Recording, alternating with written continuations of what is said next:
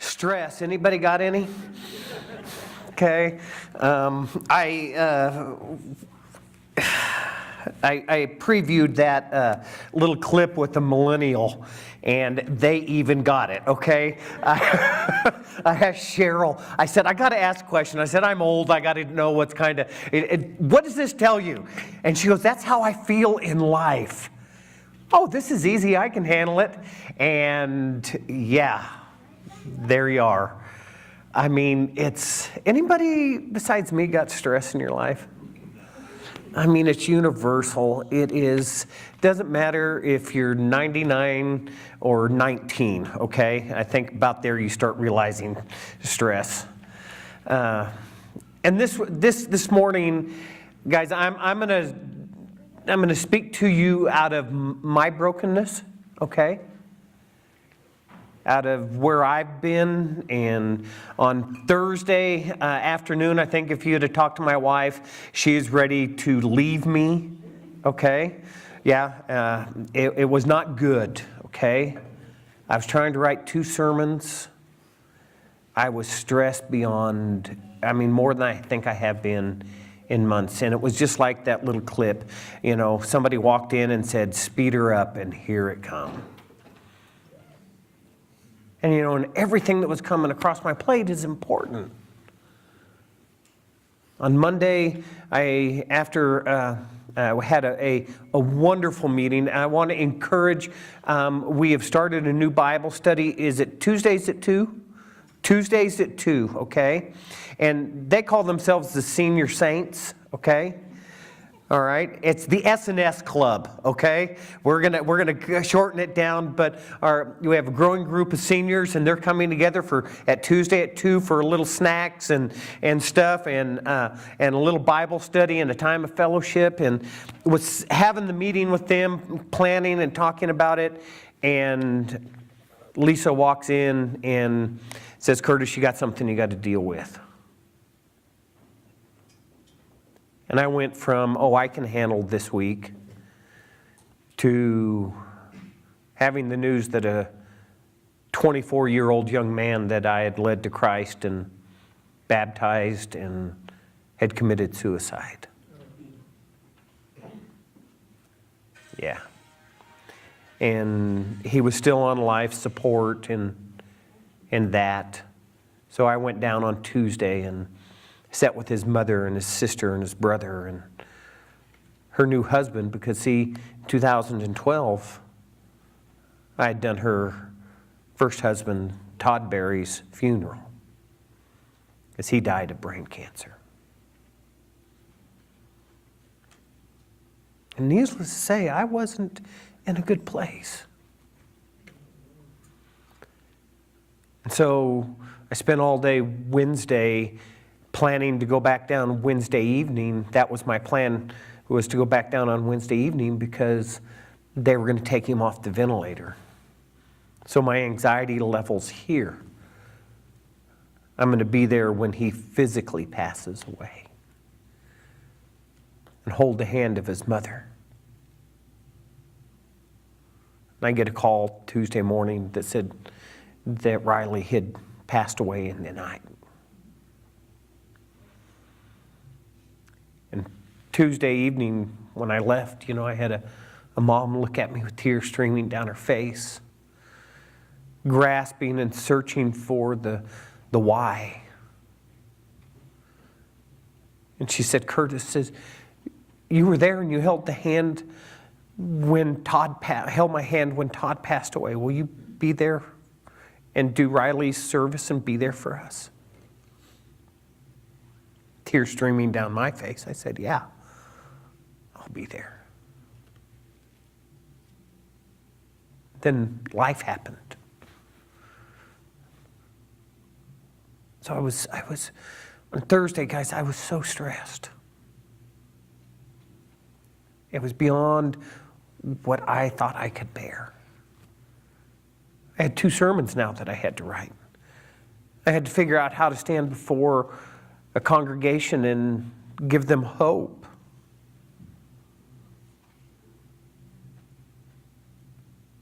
On Friday or on Saturday. And then I had to come and be here before you guys. And try to, well, listen, if you would have seen me on Thursday, it was hilarious. I was mean, I was cranky, I was up, I was down, I was sideways, and then to add on top of it, okay? Now listen, as a grandparent, I adore my grandchildren. But Zach and Mariah dropped Sawyer off at our house, and she's sick, and she's cranky, and I can't enjoy the enthusiasm of a cranky, sick 3-year-old. And poor Lisa. So, but I mean, does anybody else feel those things? Does that ever happen in anybody else's life? Stress? I mean, oh. I know you guys all got it together and live a stress-filled life.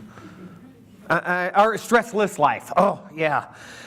And I mean, when you look at it, what does stress do in our lives? How does it affect us? How does it change us? We know heart attacks and diabetes and high blood pressure. I'm sure if you take my blood pressure on Thursday, it was like, whew.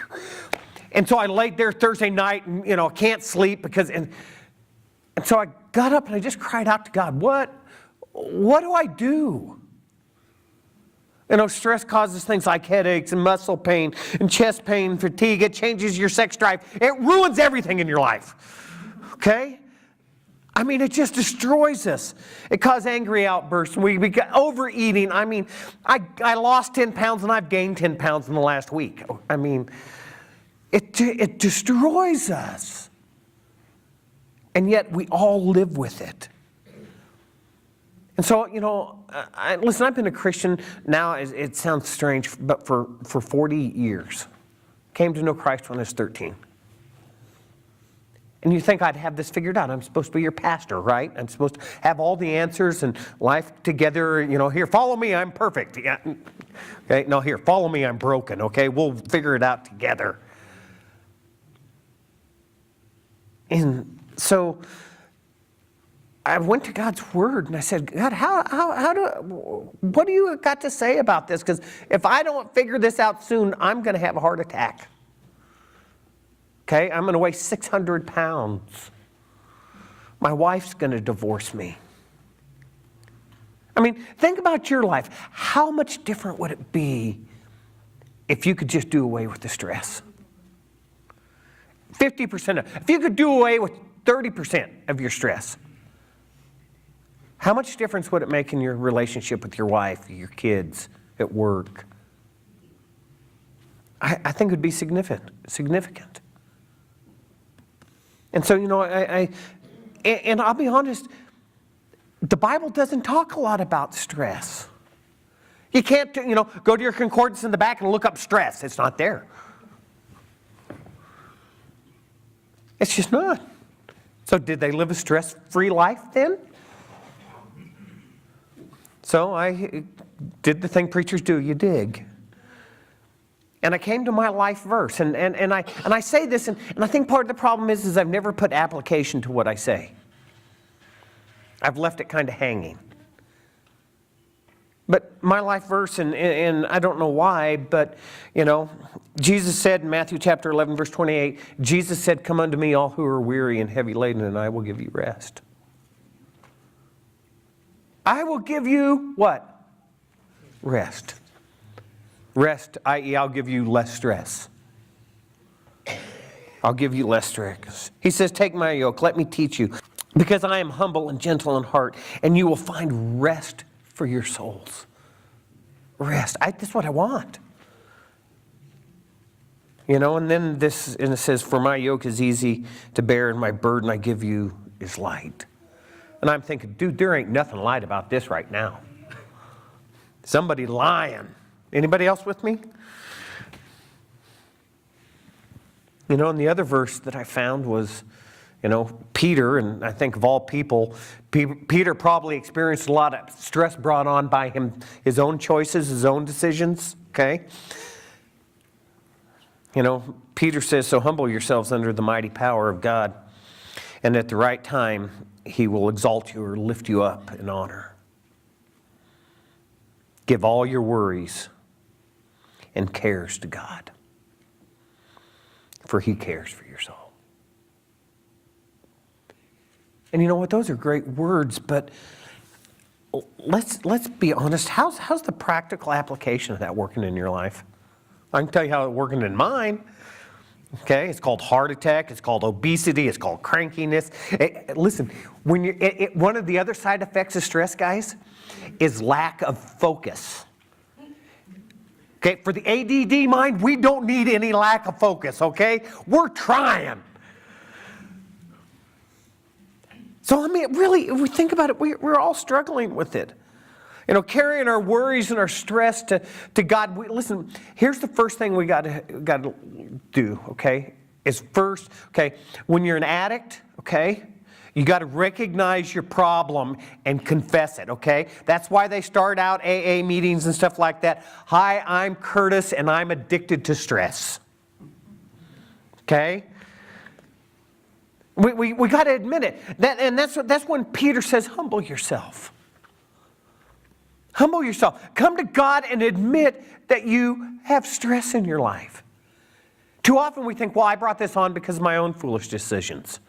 Did you know that Jesus died for your foolish decisions? And he said, I'll carry those for you. He says, I'll lift that burden from you. You know, too often I grew up and I'm speaking to a group of Westerners, okay? And I grew up where, you know, listen, son, and I'm going to say this in kind of a little cowboy vernacular for you. I'll clean it up a tad, okay? Put your big girl panties on and let's go.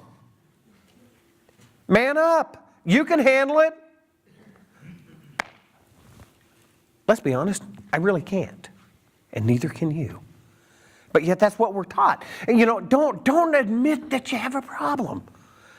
We don't want to talk about it. We don't want to lay it out there, even before God.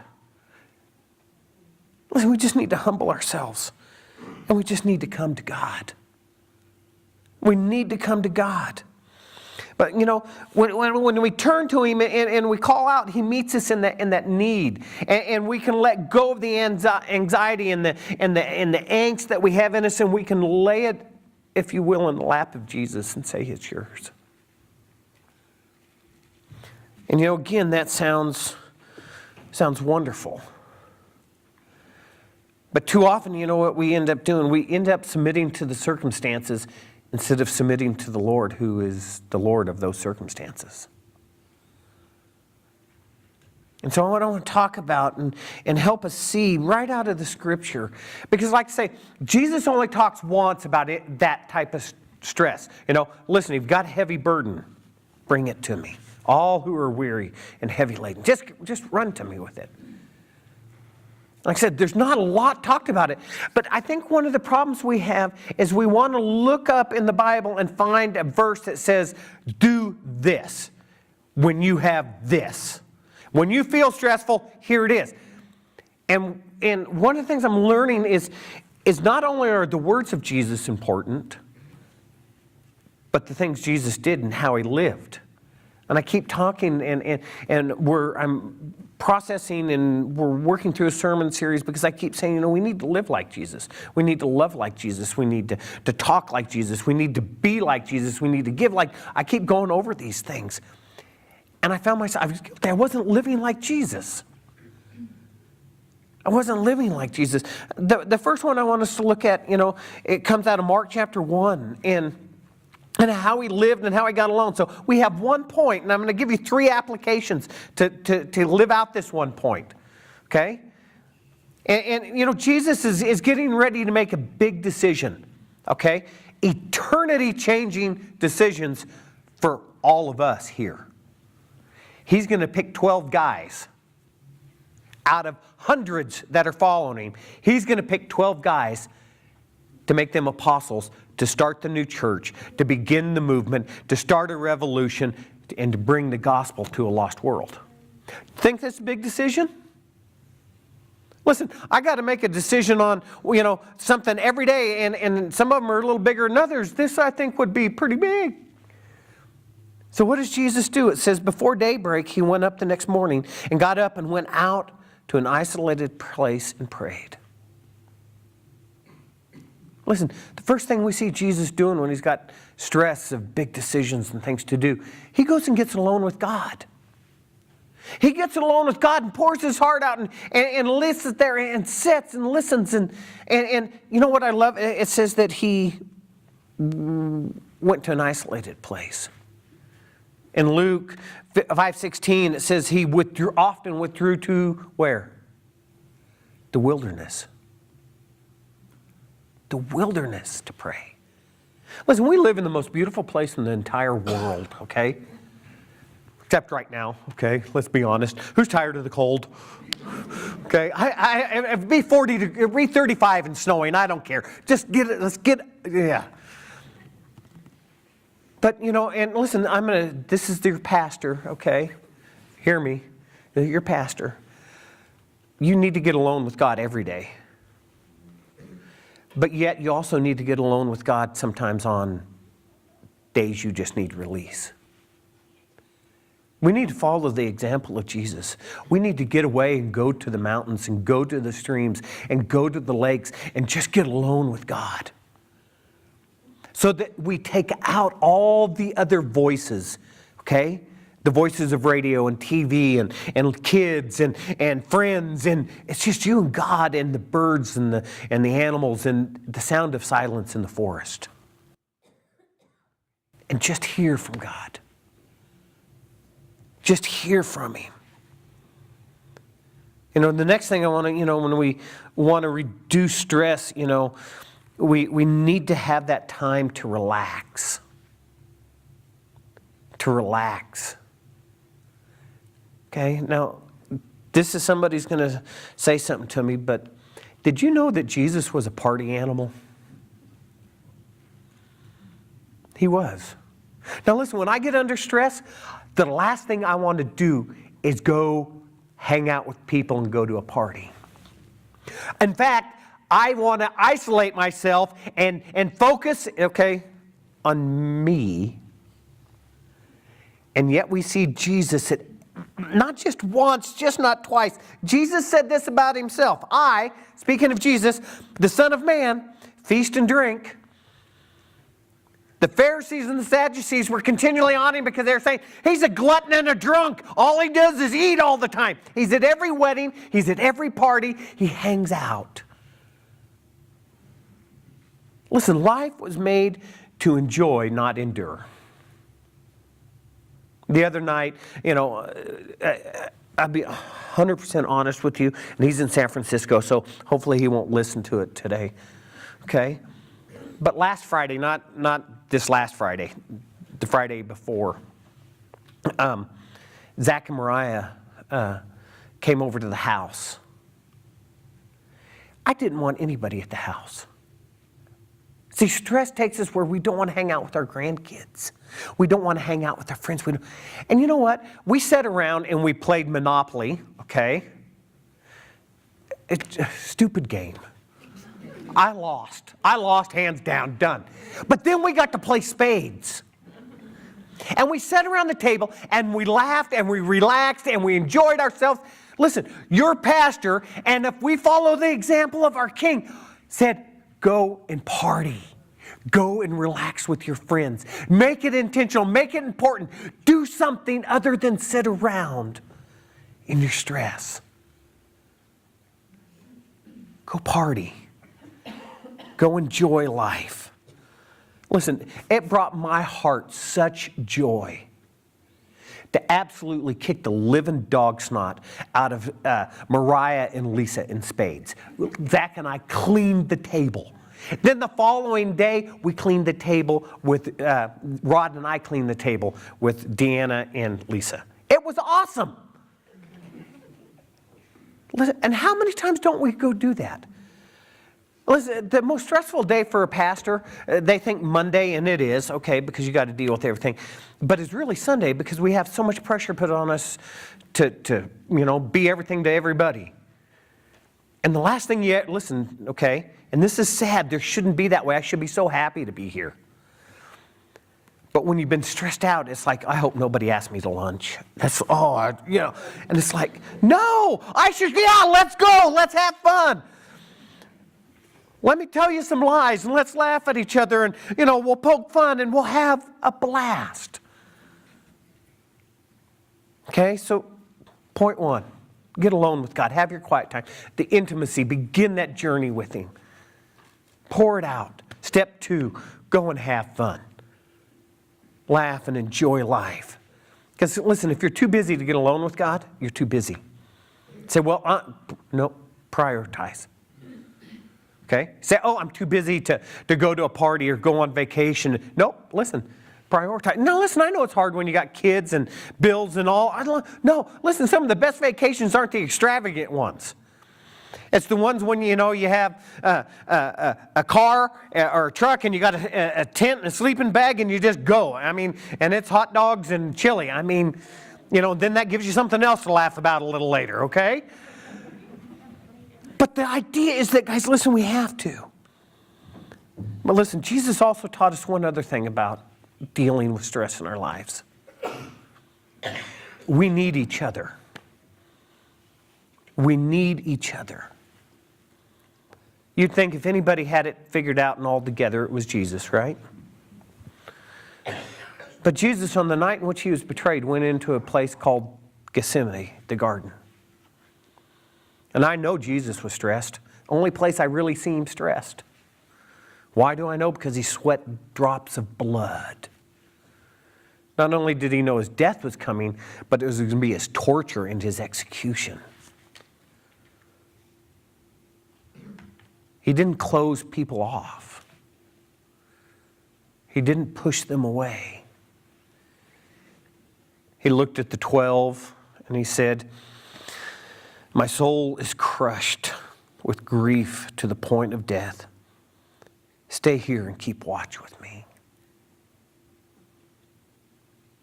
And He pulled 3 of them, Peter, James, and John, and came a little closer. See, we have to have those people in our lives that we can go to, pour our hearts out to. Because see, Paul said this, share each other's burdens, and in this way, obey the law of Christ. Love one another. You say, oh, I'm too busy, I'm too important, I'm too... Listen, no, you're not. You're not too important to help, and you're not too busy to help. We all need a friend or two that will lift us up and bear us up in prayer, that'll give us godly advice.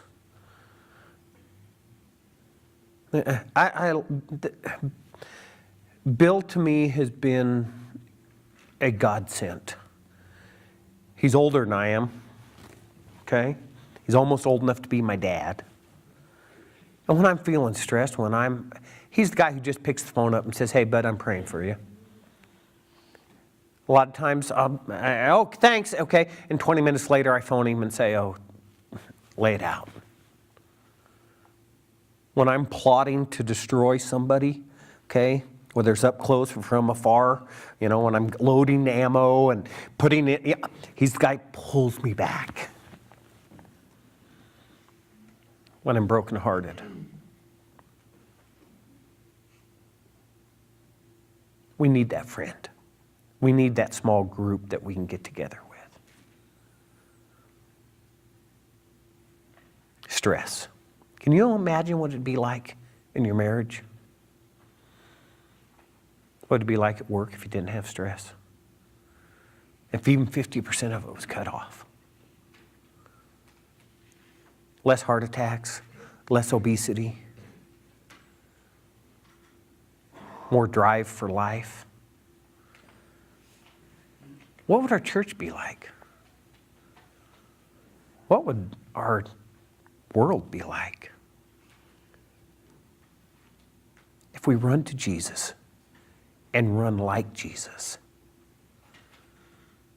We run to God in quiet and solitude. We run to the party. We laugh. We enjoy life. And we run to a group of friends that loves us and cares us and lifts us up. Can you imagine what it'd be like? We need to run to Jesus, guys.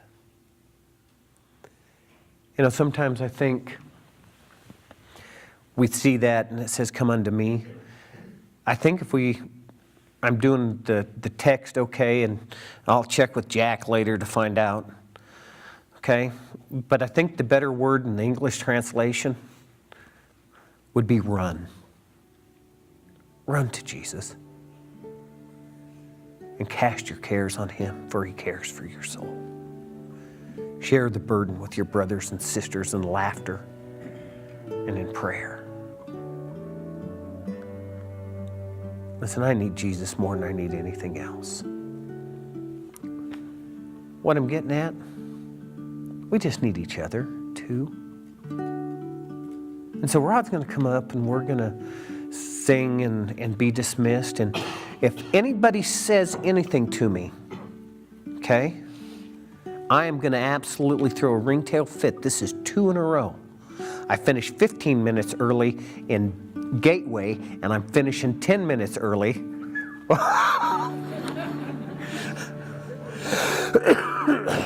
Okay, but here's the deal.